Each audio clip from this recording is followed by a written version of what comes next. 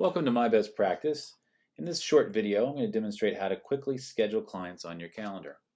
Now, as you can see, this calendar is probably like other ones you've used, whether it's Google Calendar, Outlook, or iCal, and the functionality is probably very familiar to you. But if I want to come and add a new client, I simply come down and I look at, looks like Wednesday is probably a good day, not too busy in the evening, so I come down to 5 o'clock. I simply click here. Make sure that I'm the professional selected. If I'm a solo practitioner, it's my only option. Of course, if I have partners or other clinicians working in my agency, I can select the right name. And then I simply look at the drop-down menu here for the clients that have already been entered.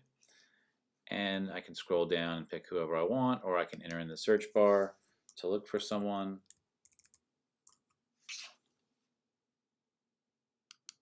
Pick the name, select the service, and enter the price. Now, once I've done this once for Kevin Quinn and I go in next week to enter him, if I'm entering him one at a time, it will automatically populate the individual therapy and the price for Kevin Quinn, so I don't have to enter it again. It will just assume the last session is going to be similar to this session, but you can always edit it at that moment as well. And then I would click Add Appointment. The other option, if I'm confident that Kevin Quinn's going to be coming in every Wednesday at 5 p.m., I can simply select Recurring, and then I have the option of putting it in to repeat every week, and I can add it that way. But if I'm not sure what his schedule is yet, and I'm just going to have him come in Wednesday at 5, I simply would click Add Appointment. Once I do that, I'll see him on the calendar, and when I'm ready to enter the note, when it comes time to have his appointment, I simply click on the calendar appointment and select Create Note. In another video, we'll go over how to use our note-taking features.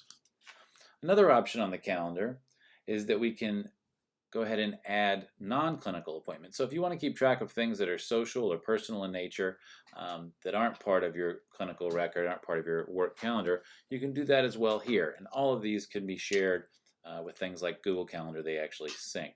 So say I'm seeing Kevin Quinn at 5 o'clock, and maybe I'll leave a little more room for one more client in case I schedule someone before next week. But at 8 o'clock, I want to make sure that I get to the gym. I can select non-client appointment. Subject gym, maybe I'll put weight training. And I'm going to be there for 1 hour. Add appointment. What you'll see is those non-clinical appointments show up in that sort of purple color. Clinical appointments, seeing clients or groups, are going to be blue when they haven't occurred yet. So this is in the future. If I look back at my calendar, I can see once they're completed, they turn green. And if it's a missed appointment, and I designate it as such, they missed the appointment, it will then show up in red. So that's the color designations, what they indicate.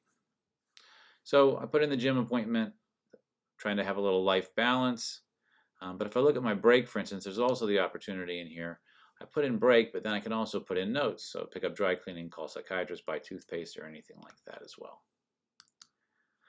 One other important feature of the calendars page is to look up here at calendar settings. That's this little button here.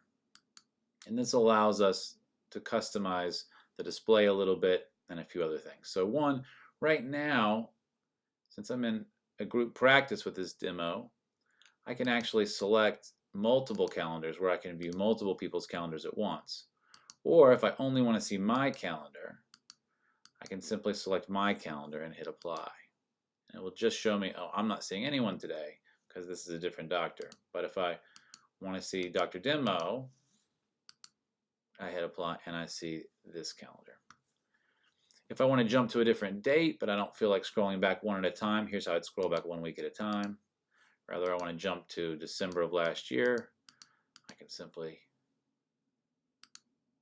select the date and hit apply, and I will jump to that date. If I'd like my display, instead of going from 7 a.m. to 10 p.m., I know that I get into the office a lot later, I can simply change it to 9 a.m., hit apply, and this 7 a.m. now is going to shift and only display that much of a range of times that I can schedule. Other display choices are certainly hiding names. So if I hide names, it will obviously take the names away. And if I have a unique ID, so if your practice uses unique IDs instead of names because you don't want names to be displayed in case somehow your clients have a view of your computer or something like that. You can enter a unique ID into the contact info of the client, and whenever you hit hide names, that's what will be displayed as opposed to the name. If you don't have a unique ID entered, then it will just be blank, but it will show that the appointment has been scheduled. Another option is going to be being able to hide balances or show balances. So some people actually really like being able to see on the calendar who owes money and what their balance is, so they can remember when they start the session, even though it'll be on the note as well. This is the balance that is owed. But if you don't want to see that, you'd rather keep your calendar display a little cleaner and less cluttered, you simply put hide balances.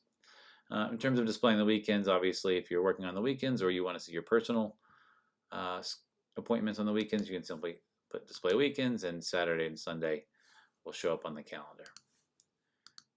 You just have to make sure that you hit apply after each change, and the change will take effect. And then once you want to hide this calendar settings, again, you just select this button, and we go back to the sleek calendar display. So those are the major features of the calendar function. You can find the calendar by going to this menu bar, or of course, you can select the hot button over here, give you a new session, and take you to the calendar. If you have any questions or comments, we always welcome those. Feel free to contact us, and we hope that you find the calendar easy to use.